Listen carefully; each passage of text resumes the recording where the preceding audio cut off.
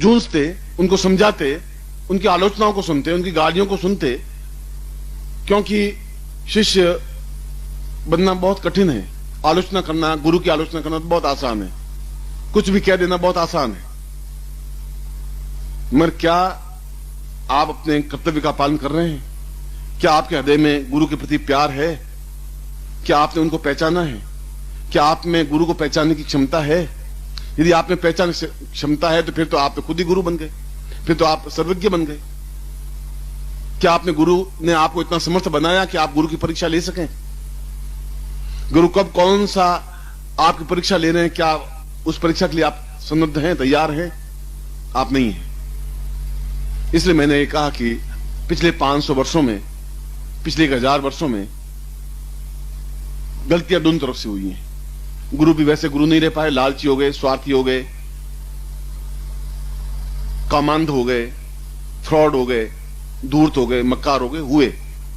अच्छे भी गुरु रहे, सभी गुरु तो एक जैसे नहीं रहे। शिष्य अच्छे भी बने, शंकराचार्य जैसे भी शिष्य रहे, गोरखनाथ जैसे शिष्य भी रहे,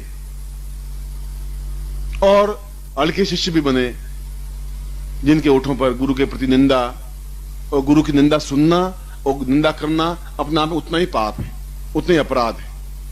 या तो आप गुरु बनाइए मत, कोई आपके लिए बाध्य तो है नहीं आप उनको गुरु बनाएं, और बना दिया तो फिर पूर्ण रूप से उसमें विलीन हो जाइए, फिर आप में फिर चेंज नहीं आए।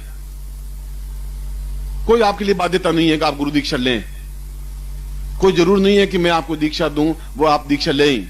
देवस्थापन प्रयोग में करवा रहा हूं, या मैं देवस्थापन प्रयोग करवा रहा था, इन्होंने दीक्षा लिख दी,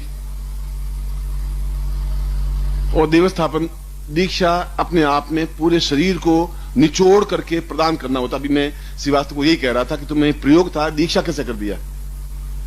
उन्होंने कहा कि मुझे ध्यान रहा ही नहीं। ऐसी एक सामान्य दीक्षा नहीं है कि हर एक गुरु खड़ा हुआ, धोती कुर्ता पहना और दीक्षा देनी शुरू कर दी। प्रत्येक गुरु के बस की बात नहीं है, पर शिष्य प्रत्येक गुरु से दीक्षा ले लेता है।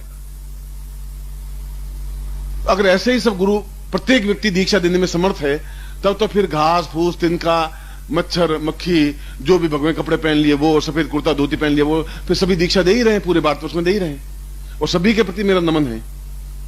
मेरे मन में तो उनके प्रति कोई क्रोध है ही नहीं। मेरा क्रोध यह है कि वो पाखंड अगर है तो ये पाखंड अगर फैलता ही रहा तो ये पिछले 1000 वर्षों में हम झेलते ही जा रहे हैं पाखंड को, ये धूर्तता को, इस मक्कारी को, इस छल को, इस कपट को। और शिष्यों में वो सामर्थ्य क्षमता है नहीं कि उस गुरु की पहचान कर सके, और वे दुकान उन्होंने खोल दी। आज भी कम से कम 4 पैम्पलेट